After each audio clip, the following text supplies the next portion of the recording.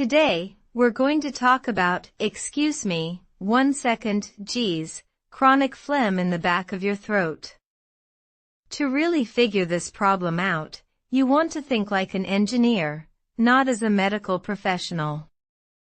When you research this, you'll quickly find that it's all about suppressing the symptoms and even classifying these conditions based on their symptoms. This makes the symptom sound like a disease, but unfortunately, they're not going deep enough into the root causes of these issues or letting you know the more common causes behind them. So, what I'm going to do is take one symptom, chronic mucus generation in your throat, and trace it back to the most likely cause. With chronic mucus production, you can have postnasal drip, chronic coughing, more at night than during the day, which I'll explain later, hoarseness, a scratchy throat, the sensation of a lump in your throat, or even a sore throat without an infection. From an engineering perspective, we look at cause and effect relationships and the logic behind the problem, rather than just treating the tip of the iceberg symptom with medication to suppress it. You could have an allergy or a virus in your sinuses producing this mucus, but a more likely cause relates to two other symptoms I'll get to. One is GERD, gastroesophageal reflux disease, where acid comes up through the valve at the top of the stomach into the esophagus. The other is LPR, laryngopharyngeal reflux, where acid rises higher into the vocal cords and throat. The basic difference between GERD and LPR is that with GERD, acid comes into the esophagus, while with LPR, it reaches the vocal cords and throat. Both conditions are treated with antacids and medications that suppress stomach acid. If you have mucus in your throat, ask yourself if you also have related symptoms. With GERD, you might experience heartburn, belching, regurgitation, excess mucus, throat irritation, a lump in your throat, difficulty breathing, since acid reduces oxygen intake, difficulty swallowing, postnasal drip, and worsening symptoms when lying down at night due to the valve not closing properly. You may also have food allergies, which I'll discuss later.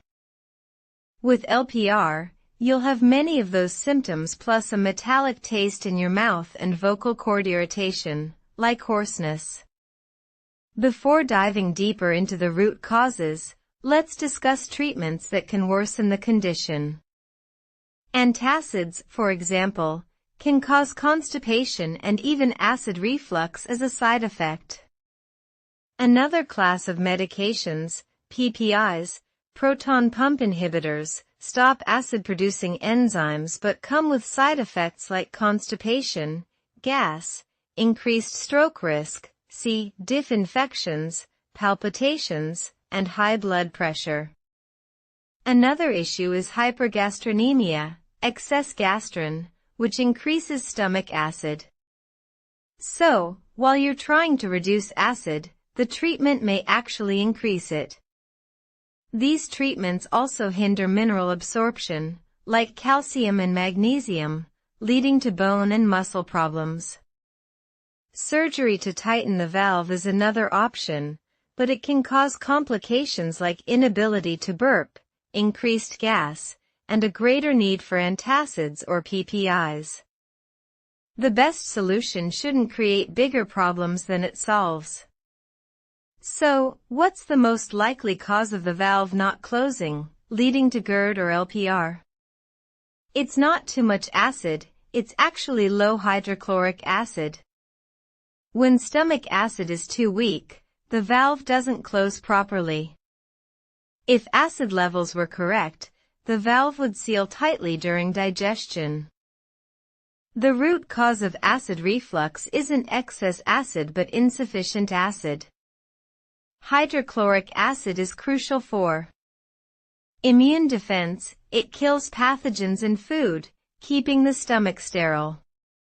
Weak acid allows pathogens to spread, causing issues like SIBO, small intestinal bacterial overgrowth.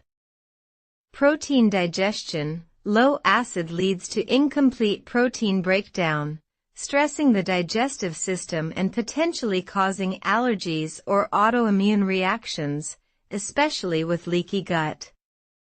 Mineral absorption. Without proper acidity, your body can't absorb minerals like calcium, magnesium, potassium, zinc, and iodine, leading to deficiencies. Enzyme/bile release. Stomach acid triggers pancreatic enzymes and bile release. Without it, digestion suffers. When acid is too weak, the valve stays open, allowing acid, and sometimes bile, to rise into the throat, irritating tissues and triggering chronic mucus production as a protective response. The solution. Instead of suppressing symptoms, we must increase stomach acid. Work with your doctor to wean off antacids. Ask about the long-term effects of these medications. Most will blame stress or aging. The best remedy is betaine hydrochloride, taken before meals, 3 to 7 capsules, depending on tolerance. However, if you have an ulcer or gastritis, this will worsen inflammation. In those cases, heal the stomach lining first, with zinc carnosine, for example, over 2 to 3 months before reintroducing acid. Dietary adjustments. Avoid grains. Despite conventional advice, grains are inflammatory and worsen reflux, high in omega-6, linked to allergies and autoimmune issues. Intermittent fasting. Skip breakfast to give your digestive system a 16 to 18-hour break, promoting healing. Vegan diets. While possible, many vegans rely on grains and processed foods, lacking animal fats/proteins that stimulate acid production. A poorly planned vegan diet can exacerbate low stomach acid and bile deficiency. If you enjoy the video, please subscribe for more healthy information. Thank you.